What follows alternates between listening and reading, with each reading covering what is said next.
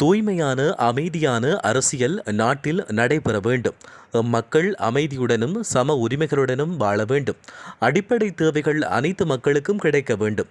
நாட்டை அபிவிருத்தி பாதையில் கொண்டு செல்லும் அடிப்படை உரிமைகளை பாதுகாக்கும் சிறந்த தலைவரை உருவாக்க சிந்தித்து சிறந்த தெளிவுடன் வாக்களிக்கும் உரிமையை செயல்படுத்த வேண்டும் என மன்னார் பிரஜைகள் குழு மக்களிடம் கோரிக்கை விடுத்துள்ளது.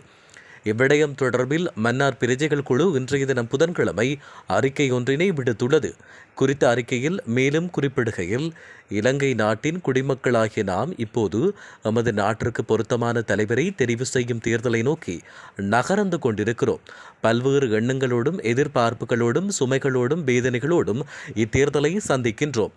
எங்களுடைய வேதனைகள், எங்களுடைய சுமைகள், எங்களுடைய அடிமைத்தனங்கள், எங்களுடைய எதிர்காலம் பற்றிய நம்பிக்கையற்ற சூழ்நிலைகளுடன் எமது வாழ்விடம் எப்போதும் இல்லாமல் போகும் என்ற ஏக்கத்தோடும் பெருமூச்சோடும் பயத்துடனும் வாழும் நாம் இன்று இத்தேர்தலை சந்திக்கின்றோம்.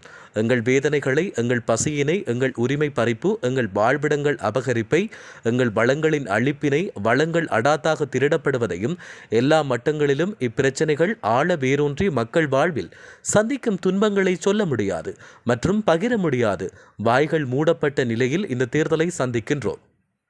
அபிவிருத்தி என்ற போர்வையில் நாங்கள் அடிமைகளாக்கப்பட்டு வருவதையும் எமது உரிமைகள் மீறப்பட்டு வருவதையும் மனித வாழ்வுக்கு எதிராக மனித சக்தியால் செயற்கையாக ஏற்படுத்தப்படும் பயங்கரமான அடக்குமுறையினையும் மற்றும் எமது பழமை வாய்ந்த எங்கள் அடையாளங்களை அழிக்கும் செயற்பாடுகளையும் எதிர்த்து நீதி கேட்கும் சந்தர்ப்பங்களை முடக்கும் மற்றும் அழிக்கும் மனிதநேயமற்ற அழிவு நிறைந்த செயல்கள் நடைபெறும் காலத்தில் இந்த தேர்தலை நாம் சந்திக்கின்றோம்.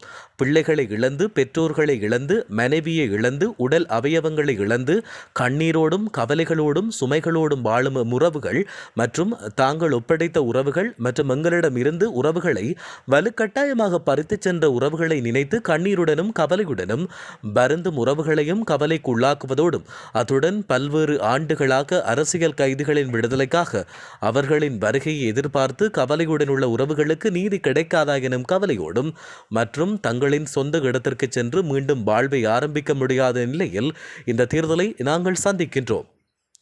மிகவும் பயங்கரமான முறையில், மனித மாண்பெற்ற முறையில் மனித உரிமைகள் அனைத்தும் திட்டமிட்ட முறையில் பறிக்கும் அரசியல்வாதிகளையும் அரசியல் தலைவர்களையும் கடந்த காலங்களில் தெரிவு செய்தோம்.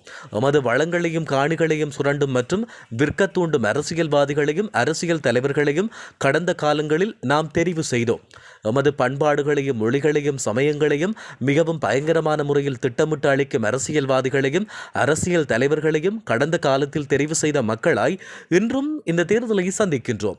எமது எதிர்கால புராதன வரலாற்றையும் எமக்குரிய வாழ்விடங்களையும் எமது நிரந்தர வாழ்வாதார உழைப்புகளையும் அளிக்கும் மற்றும் துணை போகும் அரசியல்வாதிகளையும் அரசியல் தலைவர்களையும் கடந்த காலத்தில் தெரிவு செய்த மக்களாய் இந்த தேர்தலை சந்திக்கின்றோம்.